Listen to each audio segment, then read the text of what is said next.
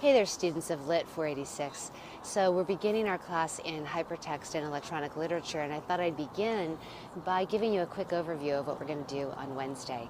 Part of the reason why I'm standing here at the Hawthorne Bridge downtown and on a Sunday morning, having ridden by blooming tulips, is that we are an online class, and that means that we can take advantage of the mobility that computation permits us. The same thing is true with electronic literature.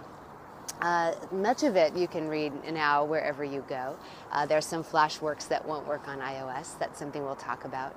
But more than the mobility, I think it's the ways in which electronic literature clears the way for thinking about how computation and humanity blend together, how they're a hybrid experience, and how all of us, anybody today, is shaped by those mutual forces.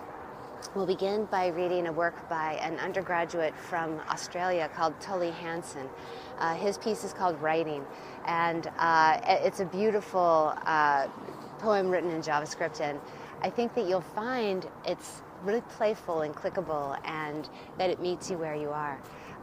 So we'll talk a little bit about how he created the branching structure and what a branching structure is and why that matters. I'm hearing in the background a train passing by, and I want to talk for a second about how we meet online. Our lives, when we meet online, as we did last semester in Digital Humanities and New Media, we meet in our own spaces, and it becomes a really intimate experience because we're dialing into class, coming into class from our living rooms, our bedrooms. Sometimes our children are crawling in our laps. At least my son hasn't played the drums yet during class. That's pretty good. And I suppose I'm bringing it up because I think it's a tremendous freedom for us to be able to have class where we are, that we don't have to go to a classroom at a designated time. Many of you are working people, some of you are working people and full-time parents, and some of you are parents. It's tremendous freedom what we're able to do here in the digital English program. I think the attitude I'd love you to consider bringing into class is one of experimentation and playfulness. Unlike a lot of the other literature that you'll read in other classes, which has been established and even canonized, and we'll talk about what that term means, this is literature that's emergent. It's emergent in new platforms by authors that are living today, and there's a whole body of literature that stretches back, alluding not just thematically but also in terms of its actual material construction to works that have come before. But don't let that stuff intimidate you. Like I'm teaching, for example, we'll be working with John Cage's 433, which is a musical composition that he did that is comprised entirely of apparently silence. It's not silent. And we'll talk about what that is and what that means. I've never taught John Cage before, so I undertake the same challenges that I'm asking you to do.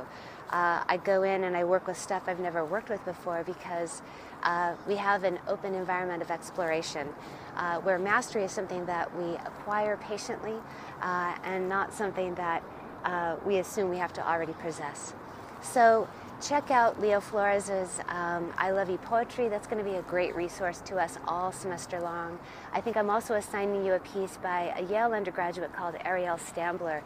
She just published in the Yale Daily magazine an article about her own skepticism of electronic literature and what happened when she spent a semester immersing herself in it as part of this journalism class that she did.